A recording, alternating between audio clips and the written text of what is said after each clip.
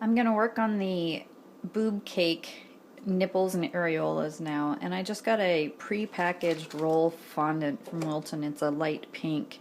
It comes in blocks, and I'm gonna work it until it gets soft, and if it gets too sticky, I'll use a little bit of cornstarch. As you can see, I took the pre-prepared fondant and rolled it into a tube so that I could pinch it off. I added a peppermint extract because it's my opinion that this fondant straight out of the box tastes really horrible.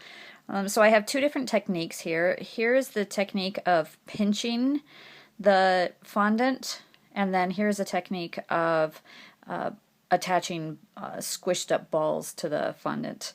So later I'll decide which one I'm going to go with. It's time to make the breast forms, and I'm just using some vessels that I already own. So I'm going to do a little bit of experimenting and see what's going to work out best. Other people have used these half-rounded bowls, and I just happen to have a double broiler kind of attachment, so I'm just going to see how that works. I'm going to use a glass Pyrex type. I believe that one's probably going to be the best one, and then I have these really small cake pans as well, and everything is lined as much as I can with parchment paper, that way it pops out easily. The forms are done baking and now they're cooling. So I baked them for 350 degrees. The little round ones actually took about 20 minutes and they turned out surprisingly well. The glass one took 27 minutes and then the round one took 37 minutes. As you can see, I now have a pair of everything, so I'm ready to start carving. I'm ready to carve the chocolate boob cake, is what they call these cakes. There was a request that it be chocolate, and chocolate's a little difficult to carve.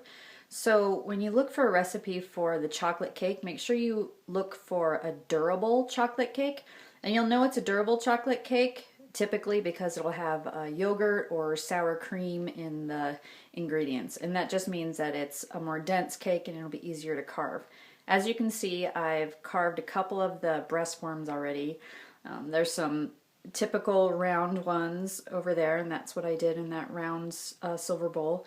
And then I made a little realistic ones, and then these are the little round tins. So I'm not really sure which one I'm going to use yet. It'll depend on when I get to carving.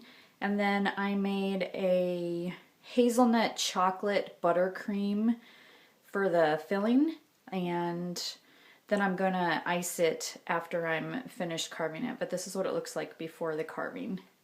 I've finished with the carving, and as you can see, I went with the forms that I baked in the silver container, and I found a great use for the natural breast forms that I did. I made some rounded thighs, so I'm going to go ahead and put a crumb coat on this and then pop it in the refrigerator and let it set up before the next stage. I'm finished with my vanilla buttercream, and I'm going to do the crumb coat now.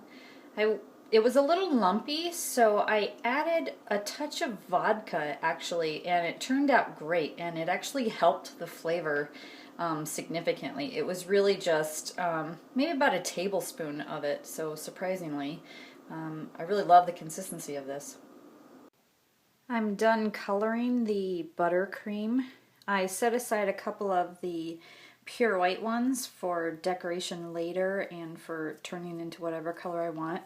And then this cake happens to be a Caucasian body cake, so I got it compared to about my own flesh tone.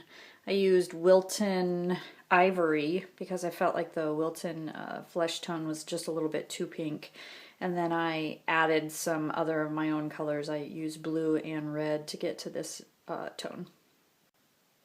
The crumb coat is finished, and the point of the crumb coat is really just to encapsulate all of the crumbs.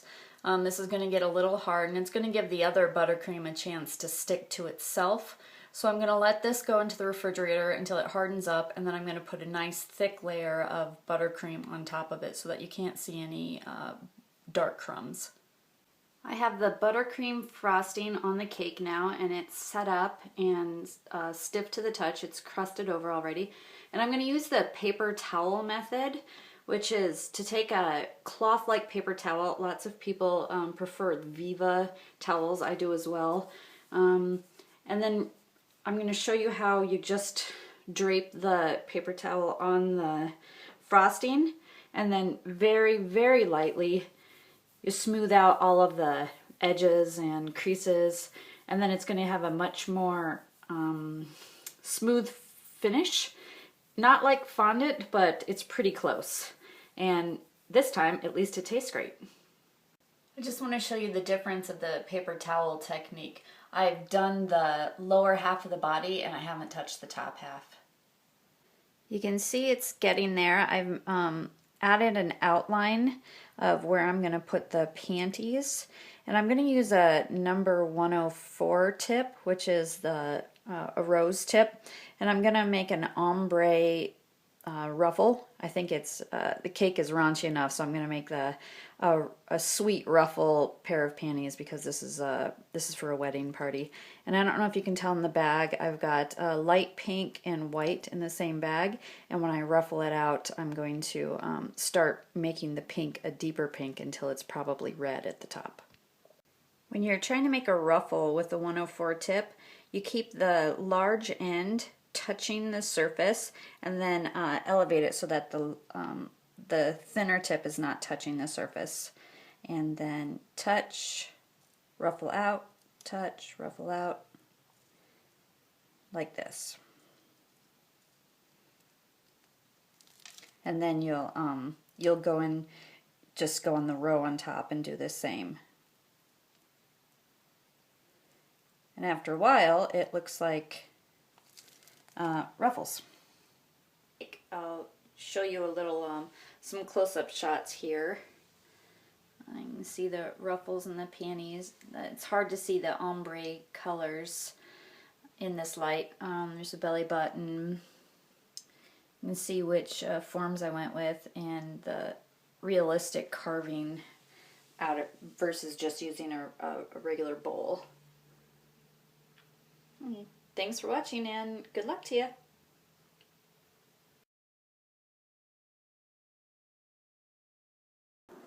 For the bonus feature, I had some extra frosting and batter, so I made 4 miniature cakes. I'm going to give them to friends and family at dinner tonight. I made these with very small rectangular pans, similar to the round ones, and then the small cupcake tins. And as you can see, I just layered the cake and then put the cupcake upside down on it. And my frosting is getting pretty stiff, so we'll see how this turns out. I'll smooth it out later. Here are the completed mini cakes, just informally because I had extra batter. I also had enough for cupcakes with the same filling. Nothing too spectacular about the cupcakes. I just did a dot on the miniature cakes because the spare nipples I made were just too gigantic. So maybe someone will get a bag of nipples. I don't know. We'll see.